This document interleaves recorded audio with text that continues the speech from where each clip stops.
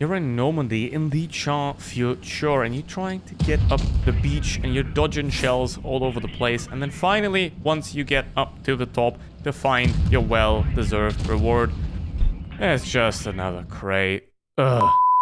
Yeah, the quality of that intro is about the quality of this week's shop.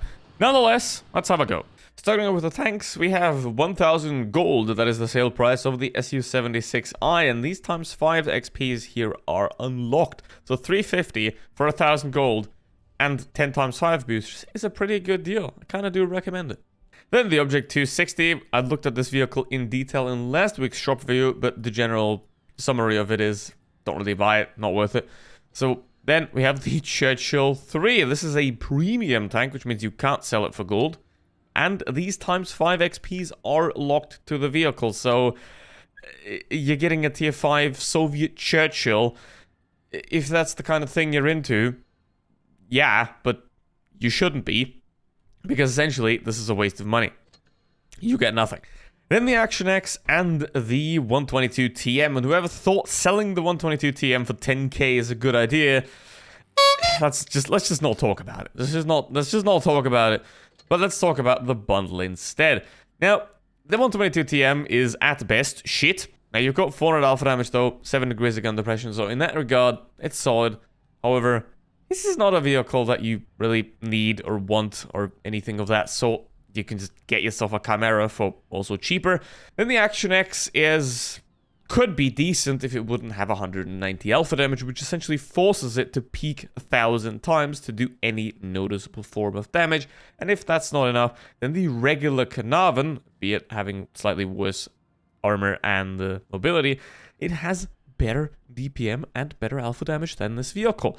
It's a solid vehicle if you know what you're doing with it because of the extremely high DPM. However, overall, this is not a vehicle that I do recommend. Something like a T26E5 is a way better option in that segment of vehicle. And we've got the Poodle, which is a tier 6, and you can't sell it for gold, so 2.5k for a Polish vehicle that isn't Polish. 14 days of premium, and 10 times 5s there are unfortunately locked to the vehicle, making them essentially useless, unless for a couple of points of extra free XP, unless obviously you want to spend even more gold to convert that XP into free XP. So locked times 5s on premium tanks are for the most part useless, except for the tiny bit of bonus to free XP that they do provide.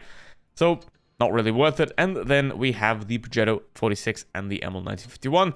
Both are very decent vehicles, have their downsides, especially the Progetto's awful penetration and non-existence of its armor, and the ML not being as well armored as the ML1, however being a bit faster. So essentially what you have here is you have two vehicles that require quite a bit of player skill to pull them off properly. So if you're a good player, these can be a good set of secondary premium vehicles to have fun with. So overall though, something like a Progetto isn't ideal for grinding credits because of the already mentioned horrible AP penetration. So you might result in premium ammo more often, reducing your credits, which is not ideal, but they are decent. The price, it could certainly be better. You know, 40 euros would be much better here. 50, I don't know about it. But they are, in terms of the vehicles, they're solid. And now new, once again, a disappointment. The Char Futur 4 in containers, once again. Disappointed! As always, as every time, probably don't even have to talk about this vehicle. It's not worth it because it's in crates, and crates ruin every single new vehicle that comes into the game. No matter what it is, the price of this new released vehicle, as is with every single new released vehicle, is absolutely appalling at best. However, we'll have a look at it later at the vehicle. The vehicle itself might still be good, right? I mean, the price is undefensibly, disgustingly horrible. But does the tank still have some fight in it? We'll find that out later. And in other news, Wargaming is turning 25, and in great news for you, there are a lot of amazing discounts. So until August 7th, grind your ass off because it's going to be worth it. And check out Steam if you have access to Steam, hopefully, because there are free bundles on there, so get them. Now, You get times 3 XP for your first victory instead of times 2. The free XP to gold conversion rate is increased, which is very nice.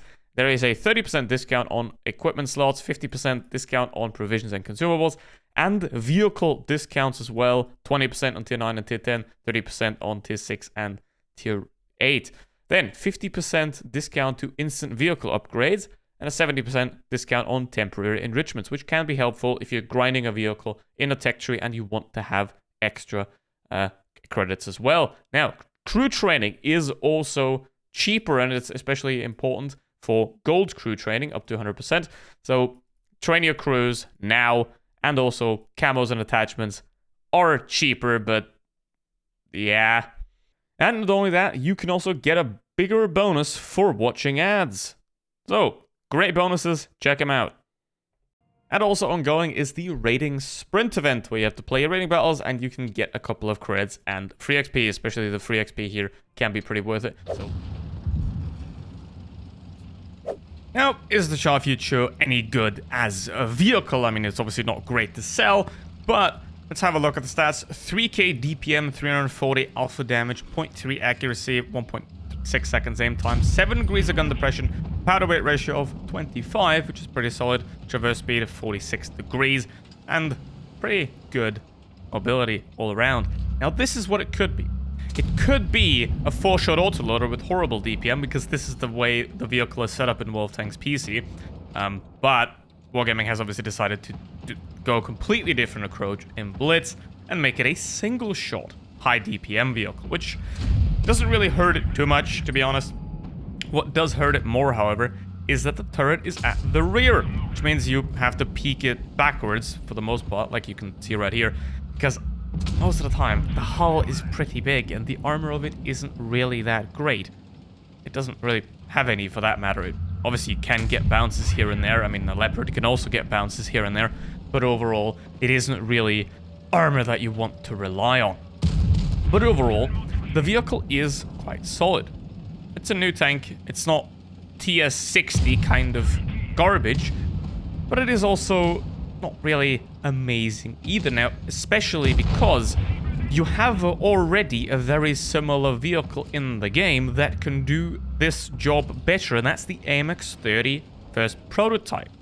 Because that thing has a turret at the front, it does have less alpha damage, yes, but it does have more gun depression, and it does have similar-ish DPM as well, so at the same price between the AMX-30 and the Char, I would probably still be picking the AMX, because it's just easier to handle, turrets at the front, got a bit more usable turret armor.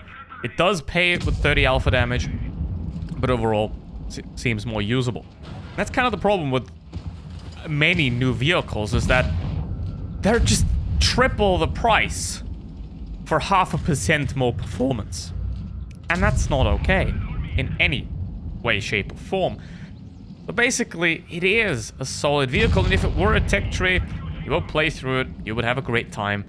But unfortunately, the MX is sold for a reasonable price often, and this one isn't. So don't buy crates, whatever you do. But don't forget to like and subscribe. Thank you very much for watching. See you next one. Goodbye.